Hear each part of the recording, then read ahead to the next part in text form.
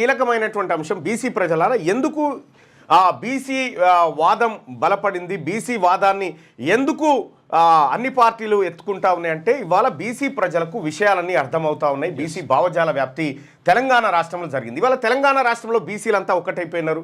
బీసీల మా ఓటు మాకే అంటా ఉన్నారు, మీ ఓటు మాకు వద్దని చెప్తా ఉన్నారు.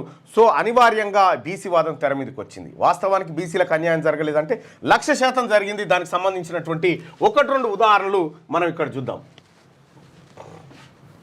రైట్, ఇక్కడ ఐఐటీలు ఉన్నాయి. ఇండియన్ ఇన్స్టిట్యూట్ ఆఫ్ టెక్నాలజీస్ ఎన్ని 1 2 3 4 5 6 7 8 9 10 10 ఐఐటీలు ఉన్నాయి జాతీయ స్థాయిలో, మొత్తం జాతీయ స్థాయిలో. Indian institute of technology, IIT Bombay, IIT Kharagpur, IIT Madras, IIT Jodhpur, IIT Hyderabad, IIT Mandi, ఇట్లా ఇవన్నీ ఉన్నాయి కదా. దీంట్లో ప్రొఫెసర్లు హెచ్ఓడీలు ఎంతమంది ఓబీసీలు ఉన్నారు, మొత్తం ఎంతమంది ఉన్నారు ఒకసారి చూస్తే ఐఐటి బాంబేలో మొత్తం 40 మంది హెచ్ఓడీలు ఉన్నారు.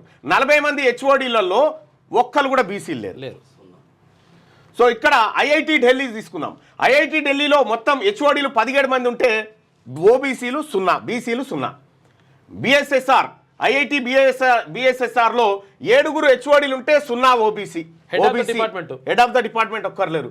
ఐఐటి మద్రాస్లో 16 హెచ్ఓడీలు ఉంటే ఓబీసీ 0. ఇది కేంద్రం పరిధిలో ఉంటుంది. ఐఐటి ఖరగ్పూర్లో 41 మంది హెచ్ఓడీలు ఉంటే ఒక్కడు మాత్రమే ఓబీసీ హెచ్ఓడీ ఉన్నాడు ఇప్పటికి.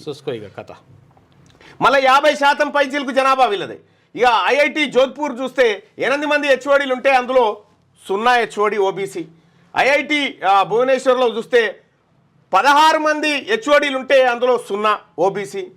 ఐఐటి హైదరాబాద్లో 14 మంది హెచ్ఓడీలు ఉంటే అందులో 2 హెచ్ఓడీలు ఓబీసీ కేటగిరీకి సంబంధించినటువంటి వ్యక్తులు ఉన్నారు. ఇక ఐఐటి మండిలో 0. ఇక డీన్స్ విషయానికి వద్దాం. డీన్స్ విషయానికి వస్తే ఐఐటి బాంబేలో డీన్స్ 13 మంది ఉంటే ఓబీసీలు 0. ఢిల్లీ, ఐఐటి ఢిల్లీలో డీన్స్ 5 ఉంటే ఓబీసీలు 0. ఐఐటి బీబీఎస్ఆర్లో 5 డీన్స్ ఉంటే ఓబీసీలు 0. ఐఐటి మద్రాసులో 7 డీన్స్ ఉంటే బీసీలు 0. ఐఐటి ఖరగ్పూర్లో 8 మంది డీన్స్ ఉంటే వాళ్ళు 0. జోధ్పూర్లో 0. భువనేశ్వర్లో 5 డీన్స్ ఉంటే 0. ఐఐటి హైదరాబాద్లో 4 డీన్స్ ఉంటే ఓబీసీలు 0. ఐఐటి మండిలో 5 డీన్స్ ఉంటే 0. దేశవ్యాప్తంగా ఏ ఐఐటిలో కూడా డీన్స్ ఒక్కరు కూడా ఓబీసీలు లేరు. చూసుకోలేదు. అందుకోసం బీసీలు రావాలి. జడ్జెస్ విషయం నిన్న చూసినాం కదా, 650 జడ్జి పోస్టులు కొలీజియం రిక్రూట్ చేస్తే 500 పైచీలకు ఓన్లీ అప్పర్ క్యాస్టే. చూసుకో. ఇక ఇదేగా ప్రొఫెసర్ల విషయానికి వద్దాం. ఐఐటి బాంబేలో ఓబీసీ ప్రొఫెసర్ ఒక్క ఆయన కూడా లేడు. 281 మంది ప్రొఫెసర్లో బీసీ ఆయన ఒక్క ఆయన లేడు ఐఐటి బాంబేలో. ఐఐటి ఢిల్లీలో 192 మంది ఉంటే ఒక్క ఆయన కూడా బీసీ ప్రొఫెసర్ లేడు. ఐఐటి బీబీఎస్ఆర్లో 0. ఐఐటి మద్రాసులో 247 ప్రొఫెసర్లు ఉంటే అందులో 25 మంది. ఈ అంతో ఇంతో రావడానికి కూడా అక్కడ చైతన్యం కారణం, అక్కడ బీసీ ముఖ్యమంత్రులు కారణం. 25 మంది.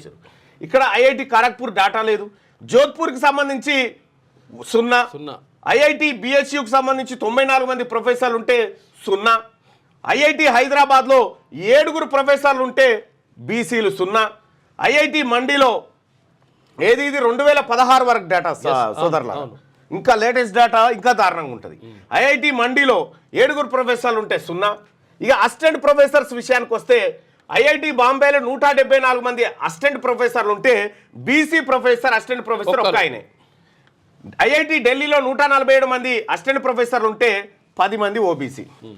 ఐఐటి బీబీఎస్ఆర్లో 78 మంది ఉంటే 8 మంది ఓబీసీ.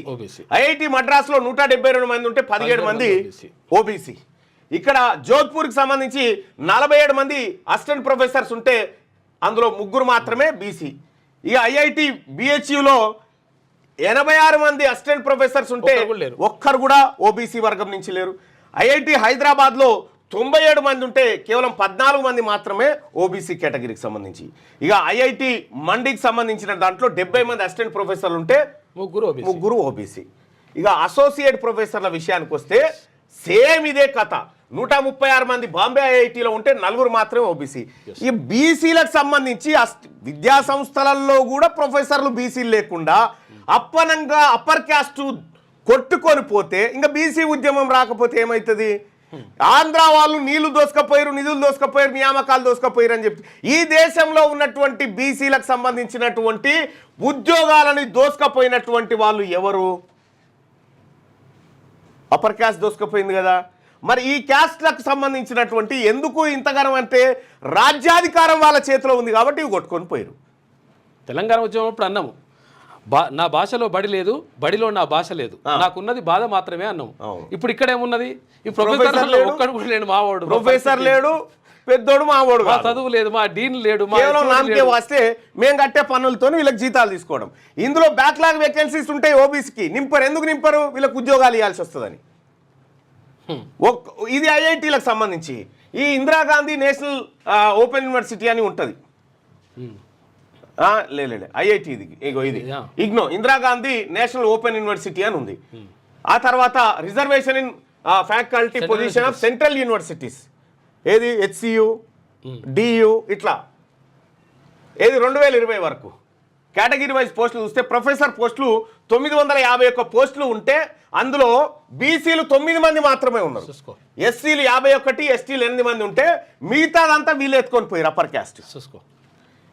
అసోసియేట్ ప్రొఫెసర్స్ వీళ్ళు 2352 మంది ఉంటే జనరల్ కేటగిరీ వాళ్ళకు ఎస్సీలు 141, ఎస్టీలు 40, బీసీలు 31. చూసుకో. ఇక్కడ అసిస్టెంట్ ప్రొఫెసర్స్ 5055 జనరల్ కేటగిరీ జనరల్లో ఉంటే 975 ఎస్సీ, ఎస్టీ 463, ఓబీసీ 1260. ఇది కూడా ఎందుకు పెరిగిందంటే 2016 తర్వాత అక్కడ ఆర్టీఐ పెట్టి ఇన్ఫర్మేషన్ తీస్తే మొత్తం కూడా అసలు ఓబీసీ ప్రొఫెసర్లే అంటే ఆ తర్వాత ఇది పెరిగింది. రైట్గా ఇందిరాగాంధీ నేషనల్ ఓపెన్ యూనివర్సిటీ చూద్దాం. ప్రొఫెసర్లు మొత్తం జనరల్ కేటగిరీలో 18 మంది ఉంటే ఎస్సీలు 2 ఉన్నారు, ఎస్టీలు లేరు, ఓబీసీ లేరు. అసోసియేట్ ప్రొఫెసర్లు 68 మంది ఉంటే ఎస్సీలు 6 ఉన్నారు, ఎస్టీలు 2, ఓబీసీలు 0. అసిస్టెంట్ ప్రొఫెసర్లు 119 మంది ఉంటే జనరల్ కేటగిరీలో ఎస్సీ వాళ్ళు 19, ఎస్టీ 11, ఓబీసీ 9. మొత్తం ఇందిరాగాంధీ నేషనల్ ఓపెన్ యూనివర్సిటీలో professor, associate professor, assistant professor వీళ్ళందరూ కలిపి కూడా కేవలం 9 మంది మాత్రమే చూసుకోలేక ఓబీసీలు ఉన్నారు. ఇగో ఇందుకోసం కదా జరుగుతున్నటువంటి ఉద్యమం. ఇది రాజ్యసభకు వాళ్ళు సమర్పించారు. రాజ్యసభ మినిస్ట్రీస్ రిప్లై డేట్ 6 తారీఖు ఫిబ్రవరి 2020లో సభకు సమర్పించిన రిపోర్ట్. ఇది ఎవరు తీసుకొచ్చింది కాదు, డైరెక్ట్గా అఫీషియల్ రిపోర్ట్. అది ఇది జరిగినటువంటి కార్యక్రమం.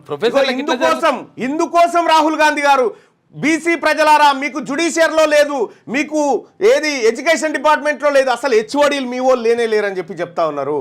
మీరు పోరాడండి అని చెప్పి చెప్తా ఉన్నాడు. రాహుల్ గాంధీ గారు ఇచ్చినటువంటి పిలుపు ఆధారంగానే మీ చేతిలో అధికారం లేదు, మీకు అధికారం రావాలని చెప్పడంతో మహేష్ కుమార్ గౌడ్ గారు ఈ మాట మాట్లాడడం జరిగింది. బీసీల్ని రాజ్యాధికారం ఇవ్వాలని రాహుల్ గాంధీ గారు తీసుకున్న నిర్ణయము ఏదో ఒక రోజున తెలంగాణ రాష్ట్రానికి బీసీ ముఖ్యమంత్రి అవుతాడు, అది కాంగ్రెస్ పార్టీలో అవుతాడు. వచ్చే ఎన్నికల నుంచి కూడా బీసీలు చుట్టే తిరుగుతాయి.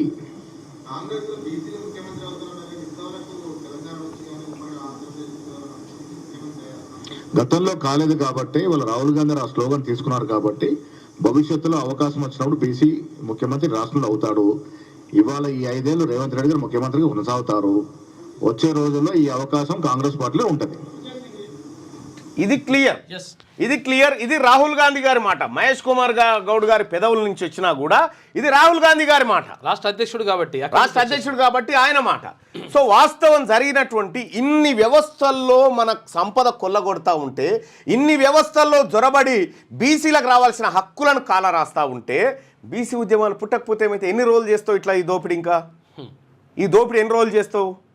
నువ్వు ప్రొఫెసర్ అయిన తర్వాత నీ పిల్లల్ని ప్రొఫెసర్లను చేస్తావు తప్ప మా పేదవాళ్ళని ఎట్లా చేస్తావు? నువ్వు జ్యుడిషియరీలో కూడా 650 మంది జడ్జీలను నియమిస్తే 5 ఏళ్లల్లా 505 మంది అప్పర్ క్యాస్టా కాదు. ఇది కూడా నామినేటెడ్ పోస్టే. ఏది ఈ ప్రొఫెసర్లు కూడా ప్రొఫెసర్లు కూడా ఏముంటుంది తెలుసా, చాలా మందికి ఏమనుకుంటారు అంటే ఎడ్జిట్ ఉంటుంది. ఇప్పుడు సెకండ్ గ్రేడ్ టీచర్ ఉంటుంది, గుడ్డ టీచర్ ప్రైమరీ స్కూల్లో పంతులు నౌకరి చేయాలంటే టీచర్ చేయాలనుకుంటే 1.25 లక్ష పరీక్షలు, వాళ్ళు డిఎడ్ కంప్లీట్ కావాలి, తర్వాత టెట్ రాయాలి, ఆ టెట్ అయిపోయిన తర్వాత ఇది రాయాలి, తర్వాత డిఎస్సి రాయాలి, డిఎస్సి రాసిన తర్వాత అందులో మెరిట్ రావాలి, మెరిట్లో టాప్లో ఉంటే అప్పుడు చిన్న ఎడ్జిటి స్కూల్ టీచర్ పోస్ట్ ఇస్తారు. కానీ ప్రొఫెసర్లకు సంబంధించి వాళ్ళు అనుకుంటారు, పబ్లిక్ కొంతమంది ఐడియా లేదు, అసలు ఏమనుకుంటారు అంటే ప్రొఫెసర్లు అంటే చాలా మొత్తం క్వాలిఫికేషన్స్ పతా కార్ఖాన ఇవన్నీ చేస్తారేమనుకుంటారు. ఏం లేదాడ, డైరెక్ట్ తీసుకొచ్చి నువ్వు గుసోపోయా అని చెప్పేసి నలుగురు అంటే కథ అంతే. సేమ్ జడ్జీల నియామకం ఎట్లనో ప్రొఫెసర్ల నియామకం గట్లనే ఉంటుంది. అందుకోసమే జుడిషియర్లో జొరబడ్డారు, ఈ ఎడ్యుకేషన్లో జొరబడ్డారు అందరూ. ఇవి ఎవరి వాస్తవానికి 150% పైచిలకి దేశంలో ఉన్నటువంటి బీసీలకు సగం వాటా రావాలి. ఆ సగాన్ని దొంగతనంగా ఎత్తుకపోయినటువంటి వాళ్ళు వీళ్ళంతా. అందుకోసమే రాహుల్ గాంధీ గారు ప్రజలారా మీయే పోతా ఉన్నాయి, మీరు మేల్కోవాలని చెప్పి బీసీలకు చెప్తే మనం మేల్కొన్నాం ఇవాళ.